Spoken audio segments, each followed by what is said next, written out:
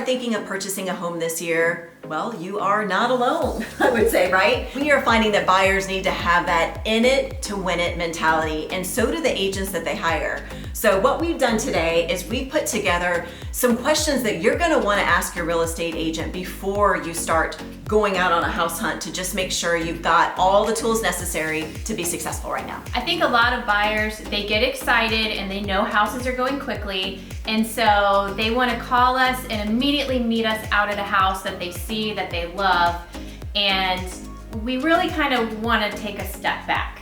Ideally, you would. Yeah, we would like to sit down first before going out and looking at houses, because chances are when you are out looking at a house, the other buyers that are also looking at that house are probably 5 or 10 steps ahead of you.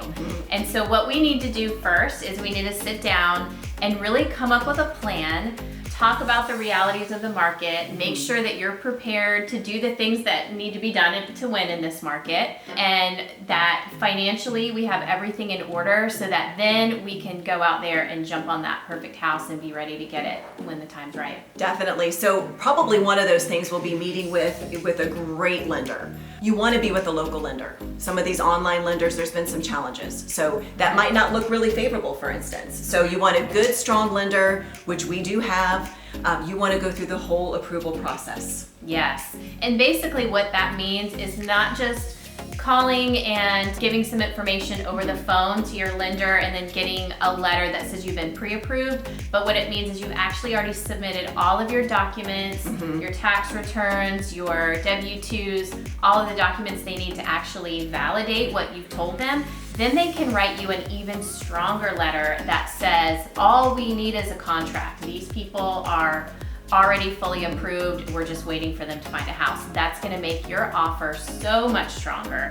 Absolutely. And again, you'll then be a few steps ahead of the other people out there. And that's what we really want to do. We want to almost go to each house figuring we're going to be in a competitive situation. So Yes. the more you can do up front, the more successful you'll be on the back end, although it's still challenging. So another thing that you want to have, are strong vendors, of course, but an inspector. You want to have, we could probably never tell, I know we could never tell anybody, don't do an inspection. There are buyers waiving inspections right now. But for us, what we've been able to do is, because we've got a great relationship with some inspectors, is we can get an inspector there sometimes the same day.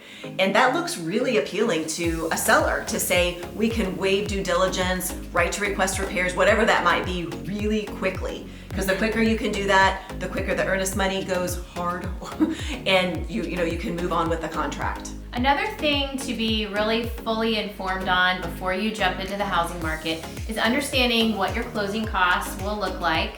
If you are getting a loan, then you can have this conversation with your lender about, are you paying origination? Are you paying processing fees, things like that. Really understand what your loan is going to cost. If you're going to be required to have an appraisal, how much is the appraisal going to cost? Taxes and other things at closing, we can help you get an estimate of what those expenses look like. But it's a really good idea to already have those numbers in mind so that when you make an offer on a home, you already are taking all of that into an account so that you can put your best foot forward with your offer and there's no surprises. I agree, because a few years ago, it might even not even be that, we used to be able to have the sellers pick up a portion, if not all, of the buyer's closing costs, and that's just not a reality right now. So better to be informed and know those are additional fees from just buying the house. Right, absolutely. And unfortunately, just to add to that, you may not have a lot of time to get that information after you've seen a house and you want to make an offer. We're finding that, we're having to get offers submitted right away within hours of seeing the house, and you may not have time to research and get all that stuff together, and you may just have to go out there and make your offer not knowing what your closing costs are. So if you can get that information up front, you'll be more prepared. Definitely. So like we've talked about many times now, in fact, in some separate YouTube videos too, is what to do if it's a multiple bidding situation. So again, you're probably gonna find yourself in this situation. It might not just be your dream home, it might be 15 other people's dream homes. So you wanna be prepared with what you're willing to do and honestly what you can do. So a couple things that are important if you are not a cash offer is obviously, like Sarah said before, strong financing. Go ahead and make sure you're fully approved. The other thing is if you're gonna go above list price, the offer price, which most are doing right now. I think we're seeing on average in most counties, 3-5% above, what that asking price is. You need to be able to show proof of those funds that you have the cash to make up the difference for an appraisal, because we are seeing those appraisals being waived. Earnest money is another really important factor to think about. How much are you willing to put down?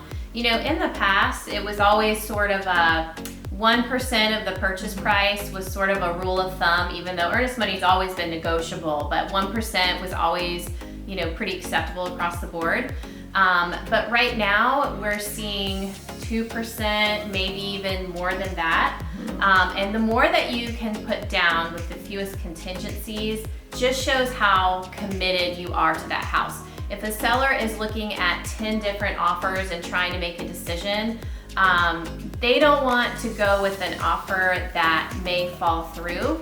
And the more earnest money that you're putting down, the more likely they feel like you are committed to see it through all the way to closing. And it just makes you look like a more qualified buyer. It's really kind of thinking about who's going to carry the risk. And the less risk that a seller has, the more you as a buyer will look appealing to them. So I think it comes down to, too, knowing exactly what you're looking for. So when you see that house, you know what you're willing to do to get it. Absolutely. You're not probably going to want to put down that kind of earnest money on something that you're not sure about. So you really need to have your priorities in order and know exactly what it is that you're looking for and what you're willing to do to get it. Probably another important question we get asked, and we want to make sure a buyer is well informed about, is what happens after we are lucky enough to be the chosen offer? What's that timeline look like?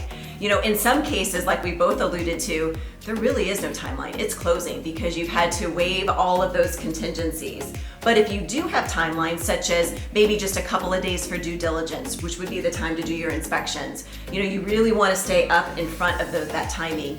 And again, even if the contract doesn't state any stipulations, you're still going to have timing with what your lender needs from you if you've got financing. Yes. So getting those docs in, if you have to have an appraisal, a lot of times, depending on how much money you're putting down, the lenders we work with are able to waive that appraisal. But if not, if we've got to send an appraiser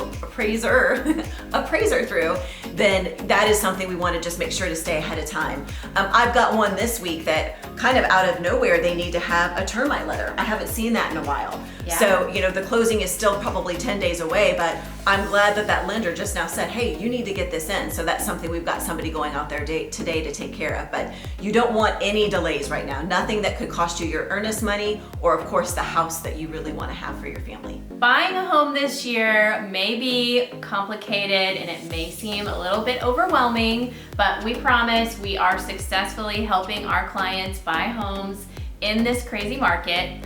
But we are just making sure that they are prepared and we're setting them up for success. So we want to help you do that too. If you're thinking about buying a home this year, don't be afraid. Just call the Cole team. We would love to help you.